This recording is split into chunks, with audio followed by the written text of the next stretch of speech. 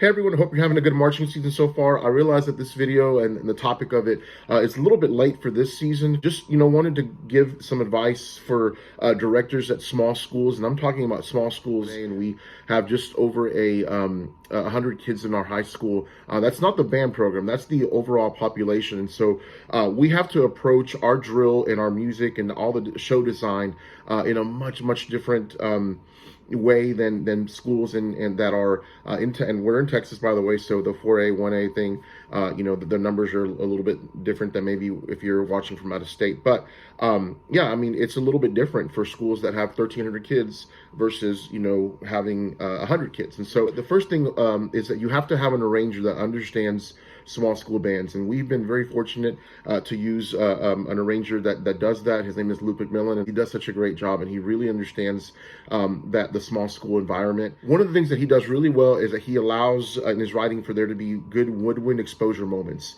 And so during those times, we can actually have the brass kids moving and marching without really them playing, and vice versa. We can also have some brass moments where the woodwinds are playing.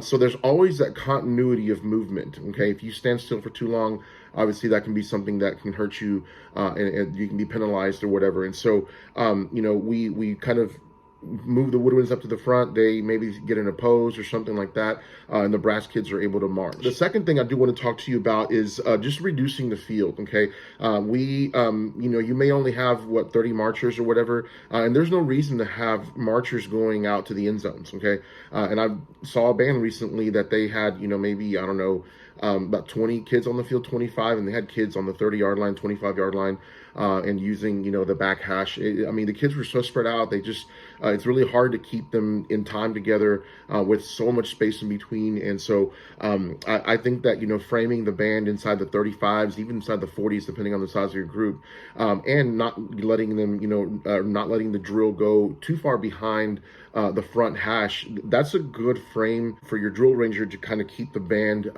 inside of that box right there. Okay, let's say you do have some props. You can even have the props or whatever it is that you have, some screens, panels, things like that. Maybe kind of frame the band so the band doesn't look so small.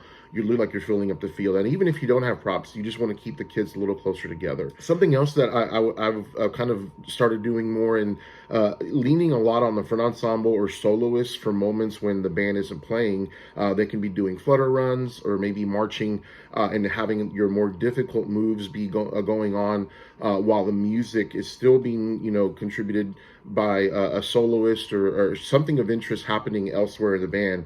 And so the kids are moving and they can focus on the movement, whether it is a flutter run or some sort of visual or whatever it is going on. You can do the complex things without trying to do that while they're playing and marching. Okay, and so that's a really hard thing with the amount of time that we get our kids.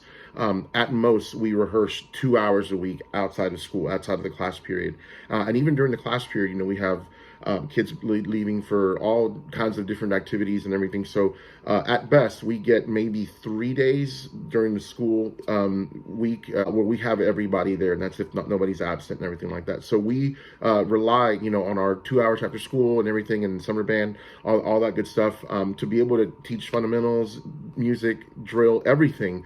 And it's not enough time, so we simplify that by just making sure that the kids are not being asked too much of, if that's the right way to say that.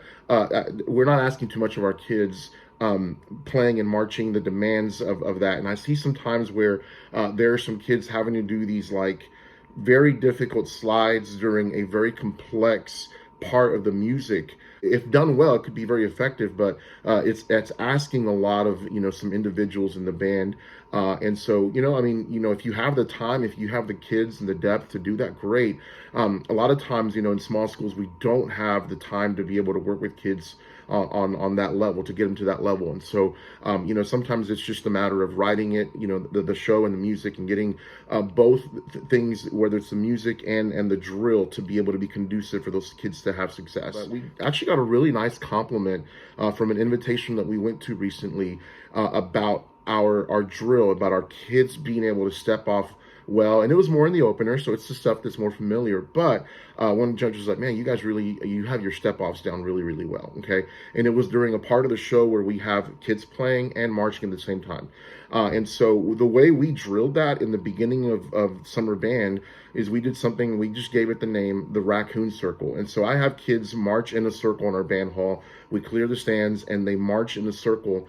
And we listen to the music, and we, from maybe a few counts before the step off, and we step off, they kind of march in a circle, and all we're looking at is step offs and closes. Okay, and obviously this only works if you have the group out there that's marching and playing. If you have maybe some pods that do something differently, then you're going to have some collisions. So you want to make sure, if it's a full band move, for example, or just the brass or just the woodwinds, that you just have those kids in a circle.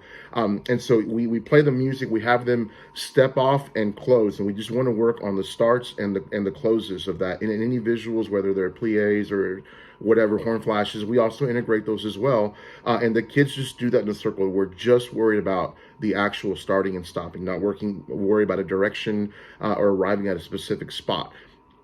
And so later on, when we're actually going on the field and we're learning the spot, the kids already at least got the start and the stop of it, and we can focus more on stride. If there's some sort of a slide or whatever, make sure that their shoulders and their horn angles are fine. In the circle, we do add the playing, and so we're able to ease kids into playing it on the field by first doing that to the track. Then they can also march it and play it in the circle, and that's where you see a lot of discrepancies, because now they're having to do something a little bit more complex, marching and playing. And then eventually, we get them all to do that, and when we go to the field, it's a little bit easier to clean. So we're already, a little bit ahead of the game there when we go to the field and we apply that to the actual drill dots. Okay, so anyway, that's how we handle that, and hopefully, whatever it is that you're doing is working for you. But if that works for you, awesome. Obviously, we still have our things to work on, and we have some parts later in the show that are not nearly as clean. But we may spend some time this week, maybe revisiting that exercise, because I think it's really worked well for us in some of the earlier material. So anyway, I hope that this helps you, and that you have success, and however you want to define that success, that you're able to find some progression every day, some progress every day, some forward momentum in your band program. Thanks. Bye-bye.